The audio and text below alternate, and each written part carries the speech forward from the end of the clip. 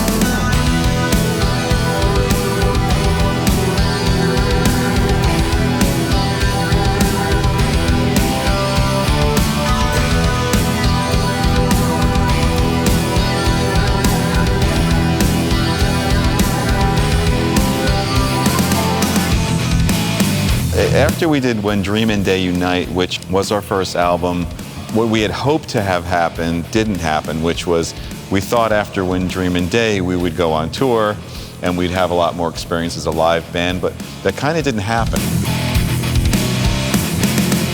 Soon after the release, asked our singer, Charlie Dominici, to leave. We thought we needed a change vocalist-wise. So there was about a 1.5 year period where we were literally keeping day jobs, getting together at night many times a week, and writing the songs that would be on Images and Words, and simultaneously looking for a vocalist. Lost in the sky,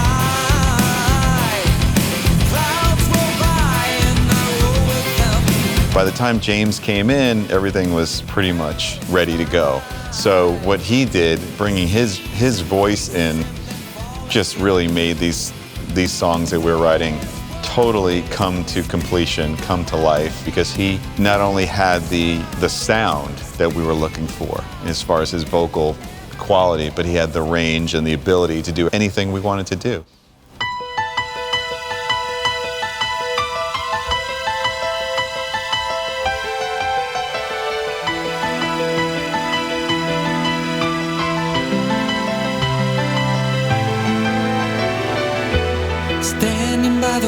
As far as the camaraderie and the way that the band felt in the studio, felt about each other, it was awesome. We were living together in a house not too far from the studio. We were recording at Bear Track Studio, which was owned by Jay Beckenstein from Spire Gyre, which was a converted barn in beautiful upstate New York. You know, when I say state-of-the-art studio, just gorgeous, beautifully done in every aspect. And we were having the time of our lives. Finally getting signed again after that long period that I was talking about of uncertainty, having James in the band, everything was great.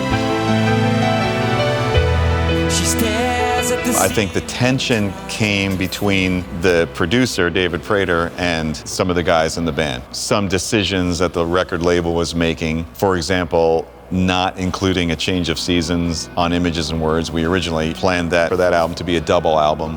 So getting a phone call from the label like, yeah, we're not gonna put change of seasons on it. And, you know, stupid little things like the beginning of when the guitar comes in on Learning to Live, it was supposed to fade in. That's how we wrote it, with a fade. But when they mix it, it just comes in like.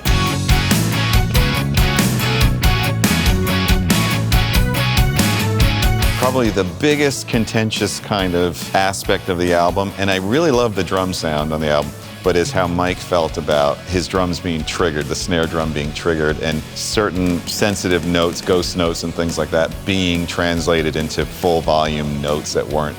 So it's like somebody taking your playing and almost taking the dynamics out of it. I can see how that totally would be an issue. They could have been more sensitive with that, with the mix, but What do I think looking back? It's all fine. It came out great. Not having a change of seasons on it was the right decision, for sure. I'm glad that Images is only an hour-long record.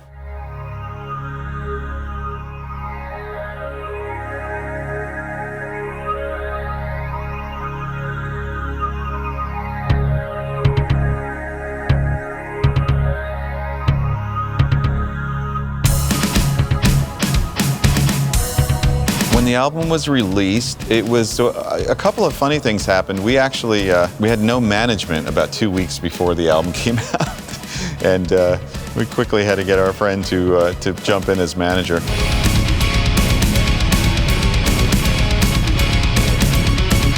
But the album came out. I mean, I don't think there was too much fanfare or anything. It just came out, and we decided we wanted to tour. We had tour support from this new label, from Atco. And we got ourselves in a van and drove across the United States playing small clubs. It wasn't until Pull Me Under started to latch on, college radio stations would play it.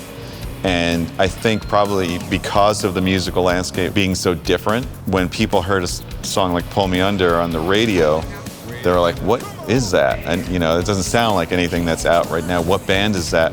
And that happened enough times to where people kept requesting, I want to hear that song again, requesting. It turned into, snowballed, turned into Pull Me Under being a rock radio hit. And that sort of catapulted us to the next level in our career, which meant that now we can tour internationally. Now we can have exposure, such as our songs being played on the radio. Now we can make a video that's going to be played at the time on Headbangers Ball on MTV. The things that seemed a little bit unattainable, now all of a sudden were happening. We moved out of the van driving ourselves into a tour bus. All the shows were selling out. Oh, we're going to Japan. We're going to Europe. All that started really because that song hit at the right time.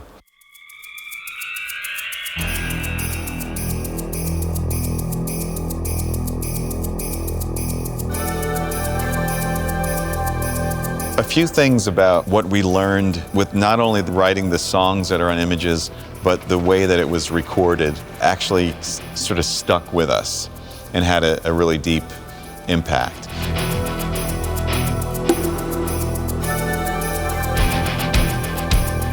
Some of the things that I still do as a guitar player and getting the sounds that I get live and on other albums are influenced by things we did on that record.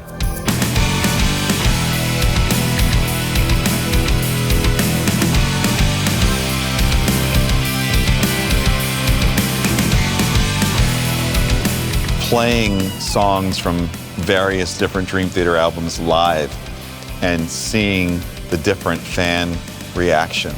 Which songs are really powerful, which songs get people on their feet, which songs people sing along to. We learned a lot from doing that record, and you kind of find where the magic happens as far as songwriting and style, and it's still a lesson that we use today.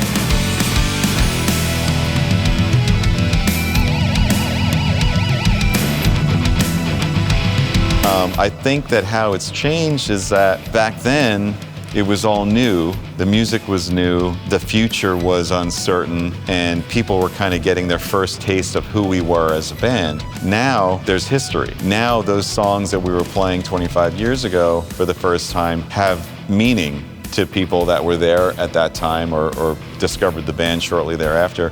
So now these songs are kind of part of their personal fabric and their memories and stuff like that. So there's even more of a love and of a response from the audience, I feel, 25 years later, because there's more depth to the meaning of what those songs represent to different people. And at the same time, you see new people who maybe they got into Dream Theater later, maybe they're young, they've never seen us live before, and now they have an opportunity to see us play songs from a record that for a lot of people was the first time they discovered the band, and so they have the opportunity to have a similar feeling, like they're watching us for the first time play this music just like somebody maybe did 25 years ago.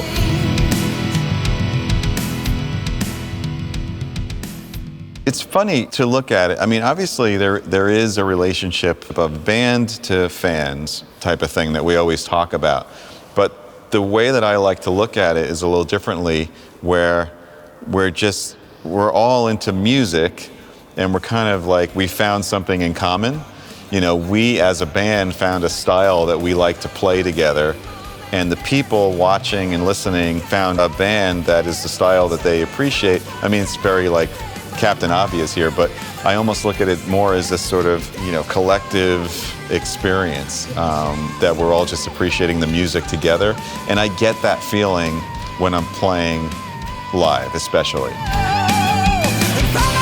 You know, because when you look out and you see people enjoying it, whether they're singing along or jumping up and down or screaming or dancing, whatever they're doing, there's that back and forth, and that's where the connection is made.